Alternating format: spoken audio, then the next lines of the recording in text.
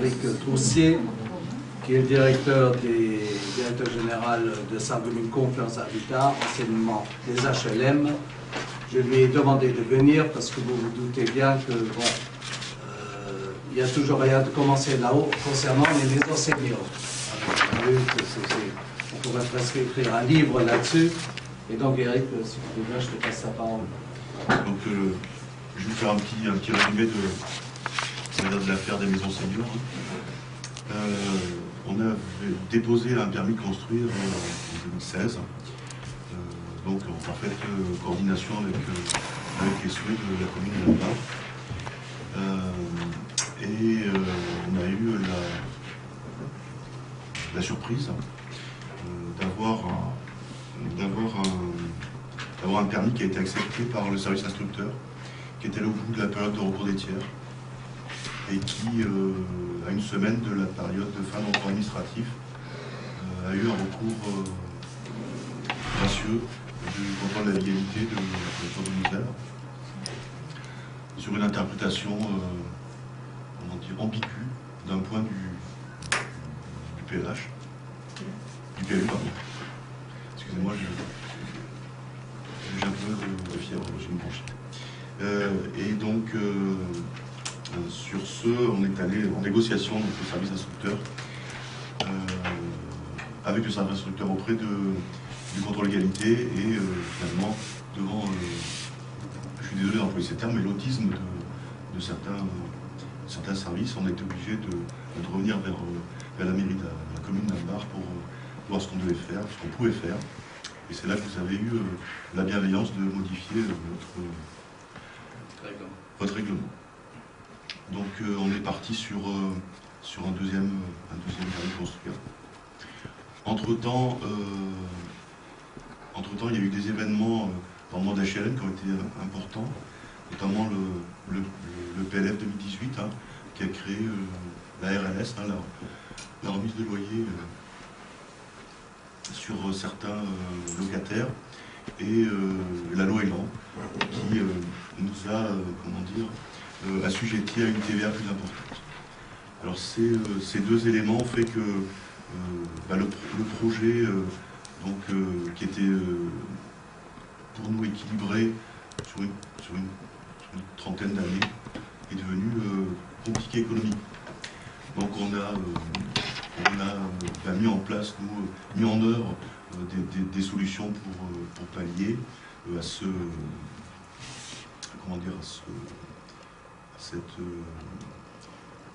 cette situation économique, à ce changement de situation. Et donc on est arrivé à la conclusion que dans un premier temps, nous allions réaliser le petit collectif qui était en bordure de route nationale et revoir complètement le projet sur l'habitat en bande qui était derrière. Alors, pour nous, c'était pas très satisfaisant parce qu'il fallait faire quand même, le projet doit être fait dans sa globalité. Et donc on en était là en fin d'année. Et en début d'année, on a appris qu'il y a peut-être une possibilité de travailler sur une parcelle plus grande. J'interviens si tu veux. Oui, effectivement, il y a une agence immobilière qui est venue me contacter et qui m'a fait savoir que la maison Bure était mise en vente. C'est la maison à côté.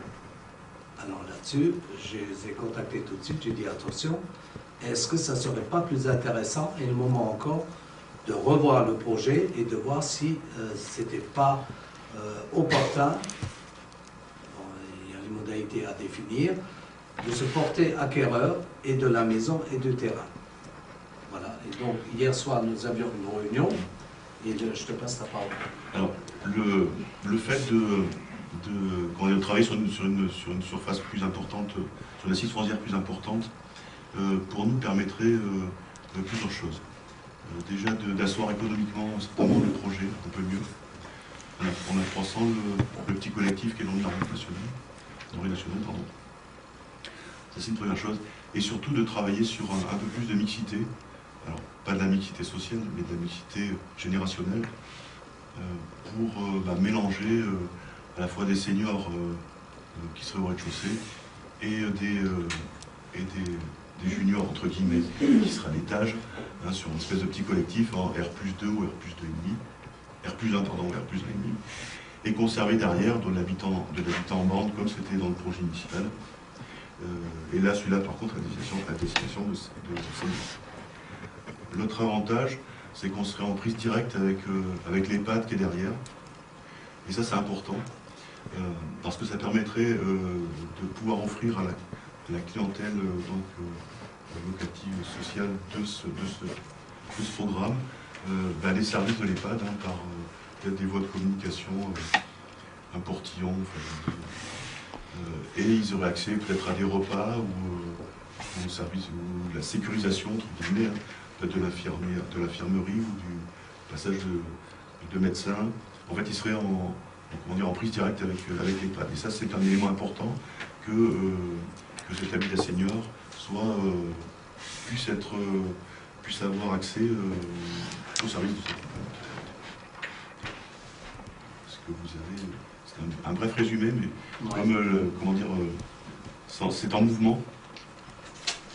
Alors, c'est en mouvement parce que à SCH, on croit en ce projet.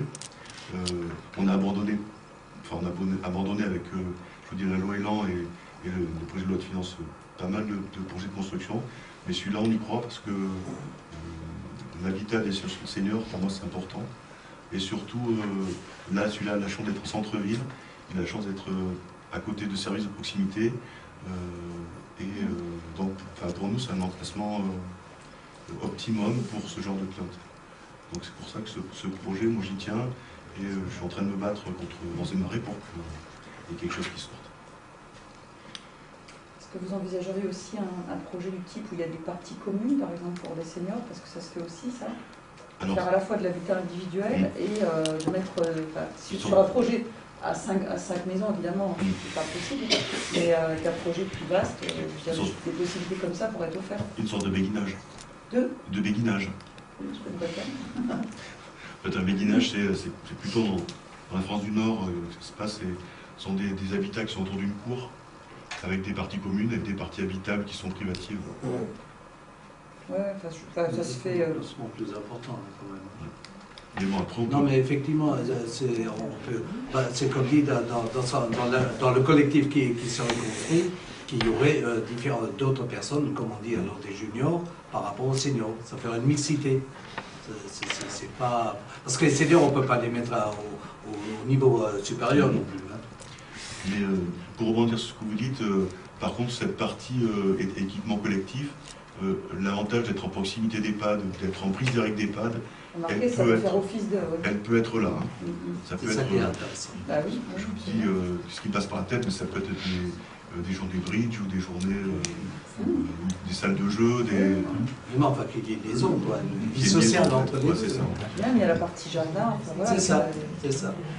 Mais ce qui est important pour moi, c'est la proximité des pages, je vous dis, et la mixité générationnelle, parce qu'il ne faut pas créer un ghetto de seniors. Donc je lui avais demandé de venir, d'expliquer ça en gros. Il travaille sur un projet, et ce projet-là, je vous le soumettrai très rapidement, et où on se déciderait, est-ce qu'on reste au projet initial, ou on envisage le projet avec l'acquisition de la maison et du terrain à côté. Voilà. Et qui acquiert le terrain? La commune? Pardon? C'est la commune qui acquiert le terrain? Ça serait plus intéressant, pour que par la suite, tout se discute. Pour qu'à la... Je dis là maintenant, mais là, ce soir, on va en parler, on va créer une commission, une commission de tout le monde, hein, et on parlera de tout ça, si vous le voulez bien. Ce soir, on n'en parle pas, on a l'info, on réfléchit, et avec un projet, éventuellement, s'il faudra un projet, il faut savoir voilà, ce qu'on avait prévu, ce qu'on pourrait faire. En tout cas, oui, c'est trop bête de passer à côté de... Exactement. C'est important comme rien n'a démarré, autant dire stop, allez, on réfléchit, on voit. Hein. Vous êtes d'accord? Est-ce qu'il y a des questions que vous voulez poser à M. Éric Troussier? Non? Pas de questions? Si, pardon, j'en accroche juste une. Le premier projet, était déclaré à vocation sociale. Oui. Donc, comment, dans un projet à vocation sociale, est-ce que vous pouvez, est-ce que vous avez le droit de donner une priorité aux personnes âgées? Et a fortiori, en plus du village. Parce que beaucoup d'anciens villages pensent qu'ils vont avoir une priorité. Alors, ce qui se passe, vous savez que le logement social, il y a une commission d'attribution qui les attribue. Oui.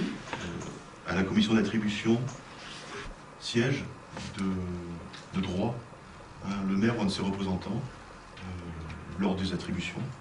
Donc il a voix au chapitre par ce biais-là de l'attribution. Après, les dossiers sont présentés et puis nous on fait en sorte que s'il y a une vocation senior, si les logements sont adaptés, bon, on privilégiera la population senior, mais je ne vais pas vous cacher, c'est de l'offre. Hein. Et puis vous êtes quand même contraint par des prêts aidés à... Ah mais par contre, les gens rentreront forcément... Ils rentrent dans le cahier des charges. Ils rentreront forcément dans les purs, des revenus. Hein. Voilà. Là-dessus, le choix sera fait pour nous sur l'âge. Si vous avez le choix entre une famille avec 2 enfants, on va dire, qui rentrent dans les cases au niveau social, et un couple de personnes âgées qui rentrent également dans le cadre, est-ce que vous avez le droit même de donner la priorité par rapport à du côté des enfants? Eh ben, ce qu'on fera, c'est qu'on placera la famille avec les enfants à l'étage. Oui, mais ça c'est au début quand c'est vide. Mais après, je veux dire, quand il y a des logements qui se libèrent, je veux dire, je sais qu'il y a quand même des critères. Pour couper court, l'idée c'était quand même au départ les seniors, et enfin, à mes yeux, ils resteront les seniors prioritaires. Oui, mais tout dépend de l'empreinte qu'ils font.